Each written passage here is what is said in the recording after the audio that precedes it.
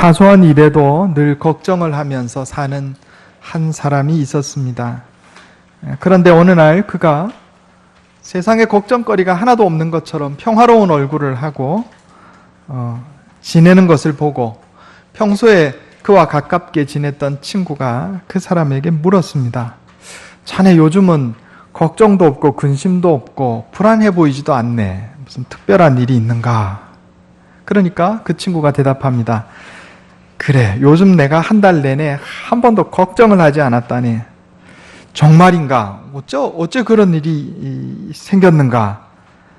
대답하기를 간단하지. 나를 위해서 대신 걱정해 줄 사람을 내가 고용했다네. 그게 무슨 소린가? 그런 사람을 어디서 찾았어? 신문에 광고를 냈지. 어떻게? 와서 내 대신 걱정을 해주면 한 달에 100만 원씩 주겠다고 광고를 냈다네. 한 달에 100만 원? 자네가 그만한 돈이 어딨어? 무슨 수로 그 사람에게 월급을 주려고? 그러니까 이 사람이 대답합니다. 글쎄, 그건 그 사람이 나 대신 걱정해야 될 문제라니까. 그렉 로리의 최고의 날은 오지 않았다라는 책에 나오는 이야기입니다. 물론 우리가 살면서 꼭 해야 하는 근심과 걱정이 있습니다. 정말 해야 하는 근심 걱정은 하지 않고 다른 사람에게 미루고 나 몰라라 이렇게 하면 무책임한 사람이 되겠죠. 좀 전에 그 사람처럼 걱정 근심할 사람 100만 원 주고 들여놓고 돈은 어떻게 주나, 그러니까 그 사람이 걱정할 문제지. 이게 참 무책임한 얘기입니다. 그러나 보통 우리가 일생을 살면서 근심 걱정 염려하는 것들이 정말 내가 꼭 해야 하는 근심인가, 꼭 해야 하는 걱정인가, 이거 한번 생각해 봐야 할 문제다 하는 겁니다. 심리학자 어니 젤렌스키라고 하는 사람이 있는데 이분이 한 10여 년 전에 모르고 사는 즐거움이라는 책을 썼어요. 그 책에 이런 내용이 나옵니다. 사람들이 하는 걱정 중에 40%는 일어나지 않을 일이고 30%는 이미 일어난 일을 걱정해 뭐 하겠어요.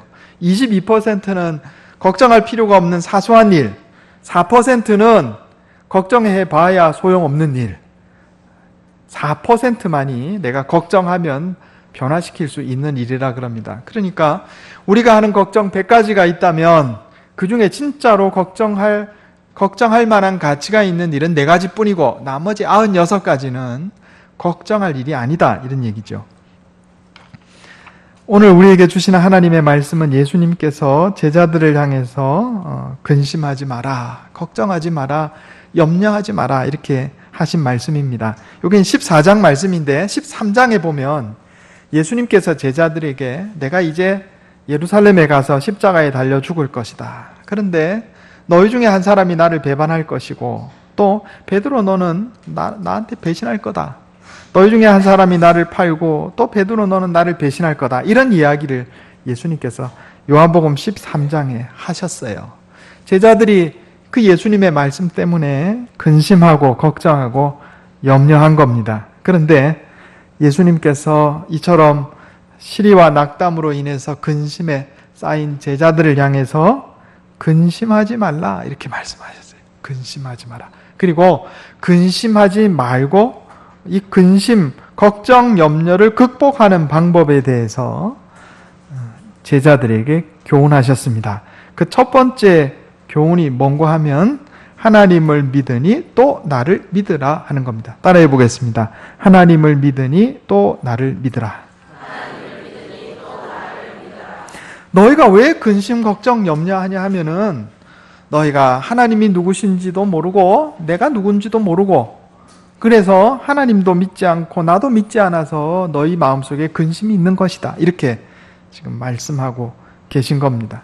사실 제자들은 예수님을 안다고 하면서 예수님을 믿는다고 하면서 실제로는 예수님에 대해서 정확하게 알지 못했고 예수님을 믿지도 못했어요. 우리 마가복음 4장 40절 한번 보겠습니다. 마가복음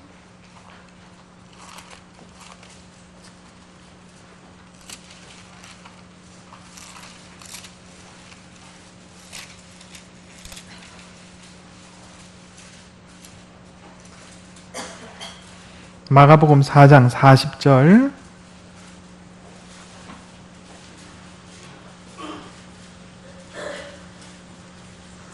41절. 제가 읽겠습니다. 신약성경 59페이지입니다. 39절부터 보겠습니다. 마가복음 4장 39절에서 41절. 예수께서 깨어 바람을 꾸짖으시며 바다더러 이르시되 잠잠하라 고요하라 하시니 바람이 그치고 아주 잔잔하여지더라. 이에 제자들에게 이르시되 어찌하여 이렇게 무서워하느냐 너희가 어찌 믿음이 없느냐 하시니 그들이 심히 두려워하여 서로 말하되 그가 누구이기에 바람과 바다도 순종하는가 하였더라. 아멘. 예수님이 제자들하고 배를 타고 갈릴리 바다를 건너가시는데 풍랑이 일었어요. 제자들이 보니까 예수님 주무시고 계시단 말이에요. 이거 이제 배가 뒤집히게 생겼는데 어찌 우리 주님 주무시고 계시는가. 그래 예수님을 깨우니까 예수님께서 일어나셔서 바람아 바다야 잔잔하라 그랬더니 잠잠해졌단 말이에요. 그러니까 제자들이 뭐라 그럽니까? 이분이 도대체 누구시길래 바람과 바다도 그 말씀에 순종하는가? 제자들이 예수님이 누군지 바로 알고 있었어요? 모르고 있었어요? 모르고 있었어요. 예수님의 하나님의 아들이시라는 것을 제자들이 모르고 있었던 거예요. 그런데 그 대답을 누가 하냐면 마가복음 5장 바로 옆에 마가복음 5장 7절에 보면 거라사 지방에 귀신 들린 사람, 미친 사람이 오히려 예수님이 누구신지 알아요.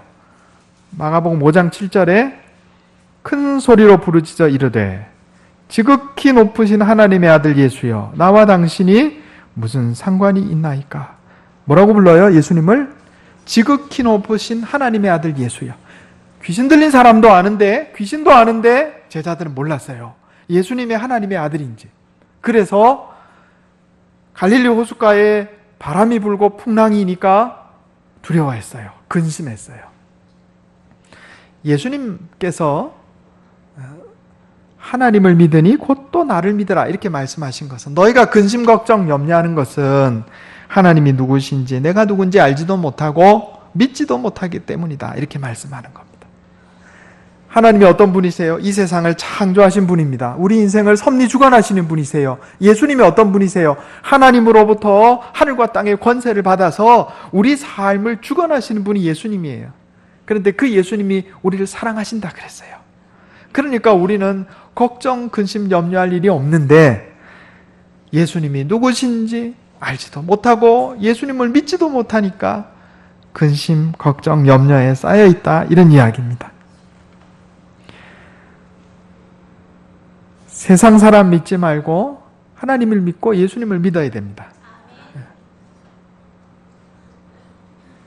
예수님은 창조주 삼위일체 하나님 중 성자 하나님이시요 우주 만물의 섭리자이시며 우리 인생의 주관자이시고 구원자시고 궁극적인 심판자이십니다. 이걸 바로 알면 우리가 근심할 일이 없어요. 예수님은 십자가에 달려 죽으시기까지 나를 사랑하셨어요. 이 사실을 믿는다면 근심할 일이 없어요. 따라해 보겠습니다. 세상 오빠 믿지 말고 예수 오빠를 믿자. 네, 세상 오빠 믿지 마세요. 이 세상에 믿을 오빠 아무도 없어요. 누구 믿어요? 예수 오빠 믿어요. 예수 오빠. 남자들은, 여자분들은 예수 오빠 믿자. 우리는 남자들은요. 예수 형님 믿어요. 예수 형님. 우리 형제라고 그랬어요. 친구라고 그랬어요. 세상 오빠 믿으니까 자꾸 문제가 생기는 거예요.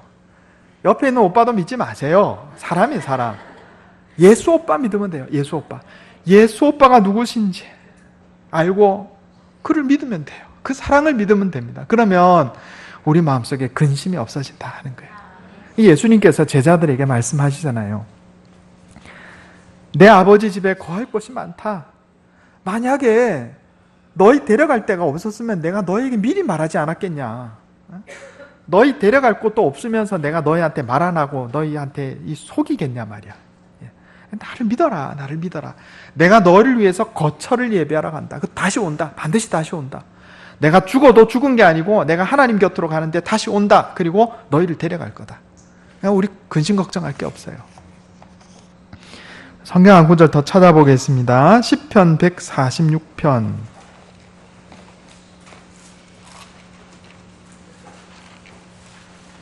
시편 146편 3절에서 5절입니다. 구약성경 908페이지.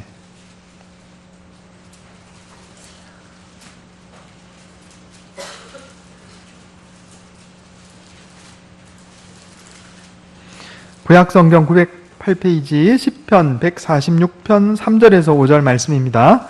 제가 한번 읽겠습니다. 10편 146편 3절에서 5절입니다. 귀인들을 의지하지 말며 도울 힘이 없는 인생도 의지하지 말지니 그의 호흡이 끊어지면 흙으로 돌아가서 그날에 그의 생각이 소멸하리로다. 야곱의 하나님을 자기의 도움으로 삼으며 여호와 자기 하나님에게 자기의 소망을 두는 자는 복이 있도다. 아멘. 귀인들은 어떤 사람들이에요? 권력 있는 사람들, 돈 많은 사람들이에요. 인생은 사람을 얘기하는 겁니다. 사람을 의지하지 말라는 거예요. 하나님만 믿어라. 야곱의 하나님만 믿어라. 여호와 하나님께 자기 소망을 두는 자는 복이 있다 그랬어요. 하나님이 나를 사랑하신다 그랬습니다. 요한복음 3장 16절에 하나님이 나를 사랑하신다 그랬어요. 마태복음 10장 30절에 하나님이 내 머리카락 다 세고 계신다 그랬어요. 자기 머리카락 몇 개인지 아는 사람 있습니까? 없어요. 하나님이 내가 나를 아는 것보다 하나님이 나를 더 잘 아세요. 내가 너를 버리지 않겠다. 히브리서 13장 5절에 말씀하셨어요. 그러니까 하나님을 믿고 예수님을 믿으면 그 믿음 안에 있는 자는 근심, 걱정, 염려에서 벗어나게 된다. 이런 얘기입니다. 두 번째로 따라해 보겠습니다. 내 이름으로 구하라. 우리 요한복음 14장 13절 오늘 본문 말씀 조금 뒤에 있죠. 요한복음 14장 13절 같이 한번 읽어보겠습니다. 신약성경 172페이지입니다. 예수님 말씀이 쭉 이어지는 거예요. 여기 13장, 14장, 15장 예수님이 한 자리에서 계속 쭉 말씀하시는 내용입니다. 요한복음 14장 13절 같이 읽겠습니다. 시작. 너희가 내 이름으로 무엇을 구하든지 내가 행하리니 이는 아버지로 하여금 아들로 말미암아 영광을 받으시게 하려 함이라. 아멘. 근심하지 말고 내 이름으로 구하라, 기도하라 이런 말씀입니다. 이게 두 번째 해결 방법입니다.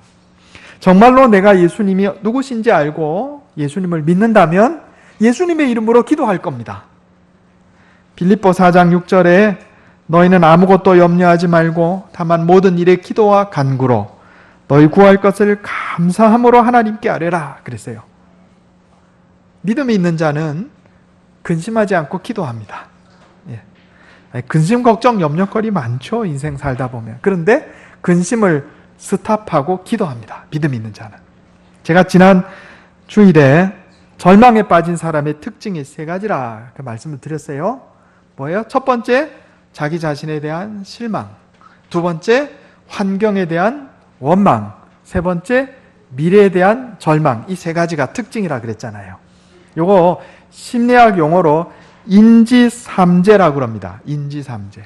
절망에 빠진 사람의 마음의 특징 세 가지 이런 뜻이에요. 자기 자신에 대한 실망, 환경에 대한 원망, 미래에 대한 절망. 그런데 오늘 하나 더 말씀드리려고 합니다. 그러면 문제는요, 자기 자신에 대한 실망, 주변 환경에 대한 원망, 미래에 대한 절망, 요 마음을 바꾸면 돼요. 생각을 바꾸면 된다 하는 거예요. 요 해결하는 방법을 뭐라고 그러냐면 사생감 모델이라고 그럽니다. 사생감 모델. 따라해 보겠습니다. 사생감 모델. 좀 어려운 얘기인데 그냥 한번 들어보세요. 사는 뭐냐면 사건입니다. 사건. 일어난 일.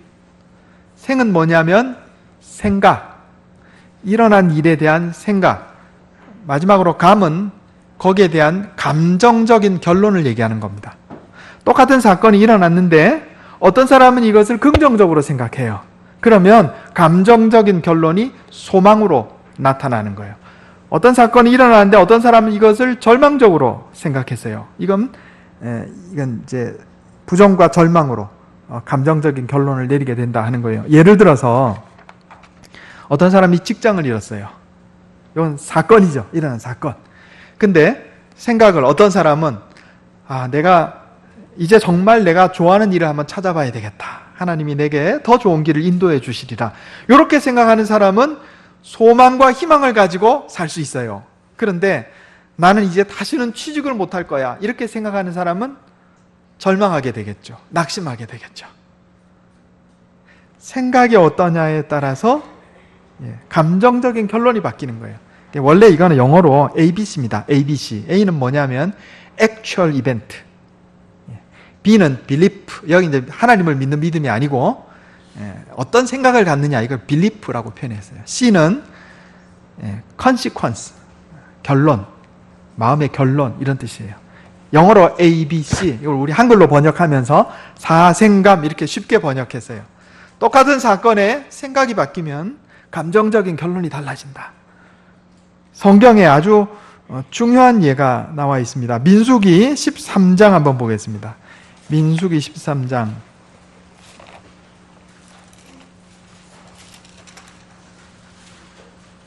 32절. 잘 아는 유명한 얘기입니다. 민수기 13장 32절. 30절부터 33절 보겠습니다.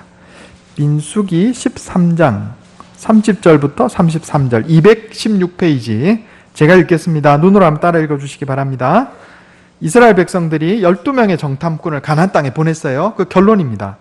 30절에 갈렙이 모세 앞에서 백성을 조용히 하게 하고 이르되 우리가 곧 올라가서 그 땅을 취하자 능히 이기리라 하나 그와 함께 올라갔던 사람들 나머지 10사람이에요. 여호수아 갈렙 빼고 10사람 이르되 우리는 능히 올라가서 그 백성을 치지 못하리라 그들은 우리보다 강하니라 하고 이스라엘 자손 앞에서 그 정탐한 땅을 악평하여 이르되 우리가 두루다니며 정탐한 땅은 그 거주민을 삼키는 땅이요 거기서 본 모든 백성은 신장이 장대한 자들이며 거기서 네피림 후손인 아낙 자손의 거인들을 보았나니 우리는 스스로 보기에도 메뚜기 같으니 그들이 보기에도 그와 같았을 것이니라. 아멘. 12명이 가나안 땅 정탐하러 갔어요. 본 건 다 똑같아요. 사건은 똑같아요. 일어난 일은. 그런데 여기에 대한 생각이 달랐어요. 여호수아와 갈렙 빼고 나머지 10명은 자기 자신에 대해서 어떻게 생각했어요? 우리는 메뚜기라. 자기 자신에 대한 실망. 두 번째 뭐예요? 환경에 대한 원망. 저 사람들 우리보다 키도 크고 힘도 세다. 또 저 땅은 거민을 삼키는 땅이다. 환경을 원망하는 겁니다. 그 다음에 뭐예요? 미래에 대한 절망. 우리 저 땅 못 차지한다. 그거 다 들어가 있죠, 이 안에. 이 사람들의 결론은 뭐예요? 그 땅에 못 들어간다예요. 그리고 광해에서 다 죽었어요. 그런데 똑같은 것을 본 여호수아와 갈렙은 뭐라고 대답합니까? 여기 민수기 14장 8절에 여호와께서 우리를 기뻐하시면 우리를 그 땅으로 들이시리라. 자, 나는 누구예요? 하나님께서 기뻐하시고 사랑하는 사람. 환경, 하나님께서 우리를 도와주시리라. 환경이 어려워도 하나님 내 옆에 계시잖아. 결론, 미래에 대한 소망이에요. 하나님께서 저 땅을 우리에게 주시리라. 똑같은 사건인데 생각이 달라졌어요. 여호수아와 갈렙은 가나안 땅에 들어갔어요. 그거예요. 사생감. 똑같은 사건에 생각이 어떠냐에 따라서 인생의 결론이 바뀌는 거예요. 그런데 바로 이 생각이 어떻게 하면 바뀌느냐? 기도하는 자가 바르게 생각하는 거예요. 기도하는 자. 신앙인은 내게 일어난 사건에 대해서 하나님의 눈으로 판단하고 하나님의 뜻대로 생각합니다. 왜냐하면 그는 하나님께 기도하는 자이기 때문에 그래요. 그러니까 어려운 일이 생기면 신자는 기도하고 불신자는 기도 안 해요. 걱정, 근심, 염려할 거리가 생기면 신자는 기도하지만 불신자는 기도하지 않습니다. 그리고 신자는 그 마음 가운데서 하나님의 음성, 내 욕심의 음성, 사탄의 음성 가운데 하나님의 음성을 분별해내고 그 말씀 따라가요. 제가 늘 말씀드렸듯이 우리 마음속에 세 가지 음성이 있다 그랬어요. 하나님의 음성, 내 욕심의 음성, 사탄의 음성. 어려운 일이 생길 때, 근심, 염려, 걱정거리가 있을 때 하나님의 말씀을 분별해내야 되는 겁니다. 하나님께서 뭐라고 말씀하세요? 힘을 내라. 내가 너와 함께 하겠다. 내가 너에게 약속을 이루어 주겠다. 이렇게 말씀하시면 아멘 하고 나가야 되는 거예요. 기도하는 자는 이게 됩니다. 그런데 기도하지 않는 자에게는요, 사탄이 뭐라고 속삭이냐면, 거봐, 안 된다 그랬잖아 내가. 안 된다니까? 야, 넌 다 죽어야 돼. 넌 살 가치가 없어. 마귀가 하는 마귀가 주는 생각이에요. 우리가 기도하면 하나님의 뜻대로 생각하고 하나님의 음성을 들을 수 있게 되는 겁니다. 그래서 예수님께서 내 이름으로 구하라 이렇게 말씀하신 거예요. 근심 걱정 염려하지 말고 내 이름으로 구하라. 세 번째 따라해 보겠습니다. 너희로 가서 열매를 맺게 하고. 요한복음 15장 16절 한번 보겠습니다. 요한복음 15장 16절 174페이지입니다. 요한복음 13장, 14장, 15장 예수님께서 한 자리에서 쭉 하신 말씀이에요. 요한복음 15장 16절 같이 읽겠습니다. 시작. 너희가 나를 택한 것이 아니요 내가 너희를 택하여 세웠나니 이는 너희로 가서 열매를 맺게 하고 또 너희 열매가 항상 있게 하여 내 힘으로 아버지께 무엇을 구하든지 다 받게 하려 함이라. 아멘. 사람의 육체와 정신은 서로 밀접한 관계가 있습니다. 심리학자들은 사람이 활동할 때 나오는 신경화학 물질이 사람을 행복하게 한다고 그래요. 그래서 마음에 근심, 걱정, 염려가 있으면 가만히 누워가지고 근심, 걱정, 염려하지 말고 밖에 나가서 햇빛 쬐고 걷기 운동이라도 하라는 거예요. 그러면 근심, 걱정, 염려가 사라지고 희망이 생긴답니다. 그런데 예수님께서 동일한 말씀을 지금 하고 계세요. 너희 근심, 걱정, 염려하지 말고 가려면 일어나야잖아요. 주저앉아서 근심, 걱정, 염려하지 말고 일어나서 가라. 그리고 뭐 하라고요? 좋은 열매 맺는 일을 해라. 이런 얘기입니다. 열매 맺는 일을 해라. 적극적으로 선한 일을 찾아서 열심을 낼 때 우리 마음 가운데 근심, 염려, 걱정이 떠나갑니다. 예. 성령은요, 우리를 활력 있게 하는 영입니다. 사도행전 1장 8절에 보면 오직 성령이 너희에게 임하시면 너희가 권능을 받고 예루살렘과 사마리아와 땅끝까지 이르러 내 증인이 되리라 이렇게 말씀하셨어요. 우리가 기도하면 성령을 받고 성령은 우리를 활력 있게 합니다. 일하게 해요. 어떤 일? 긍정적인 일, 선한 일, 좋은 열매 맺는 일.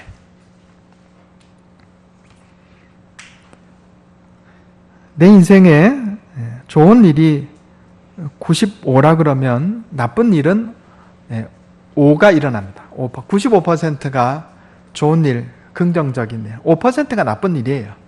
내 주위의 사람들 95% 나하고 관계가 좋은 사람이고 5% 나하고 좀 문제가 있는 사람이에요. 그런데 이 95% 좋은 일, 좋은 관계에 95%의 마음을 쏟아야 되는데 우리 95%의 마음을 어디다 쏟아요? 나쁜 일, 나쁜 관계에다가 5%에다가 95%의 마음을 쏟는다는 거예요. 이것은 인생을 낭비하는 것이다 하는 겁니다.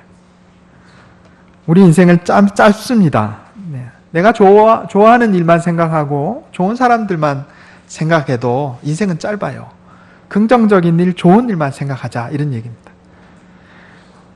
우리 주님 예수님께서 근심, 걱정, 염려하는 제자들을 향해서 세 가지 말씀하셨습니다. 하나님을 믿으니 또 나를 믿으라. 예수님을 믿어야 돼요. 내 이름으로 구하라. 기도해야 됩니다. 그리고 가서 열매 맺으라. 가만히 앉아있지 말고 쭈그리고 앉아있지 말고 가서 뭐든지 선한 일을 하라는 거예요. 그러면 근심, 걱정, 염려에서 벗어나서 복된 인생을 살게 되는 것입니다. 성령 받아서 활력 있는 삶을 사는 저와 여러분 되시기를 예수님 이름으로 축원합니다. 기도하겠습니다.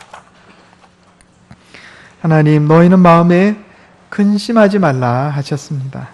우리가 인생을 살면서 근심, 염려, 걱정거리가 얼마나 많은지요. 그러나 주님 우리에게 교훈해 주셨사오니 하나님을 믿고 예수님을 믿으며 근심, 염려, 걱정 떨어버리고 나가게 해 주시옵소서. 내 이름으로 구하라 하셨사오니 근심하지 말고 기도하는 자 되기를 원합니다. 가서 열매를 맺으라 하셨사오니 쭈그려 앉아 있지 말고 일어서서 가서 선한 일로 열매 맺는 인생 살게 해 주시옵소서. 그래서 근심, 염려, 걱정을 극복하고 활력 있는 인생 감사하며 기쁨 기뻐하는 인생 사는 주의 백성들 다 되게 해 주시옵소서. 이것이 내 힘과 능력으로 되지 않음을 고백합니다. 날마다 말씀으로 나를 깨우쳐 주시고 성령으로 인도하여 주시옵소서. 우리 주 예수님의 이름으로 간절히 기도하옵나이다. 아멘.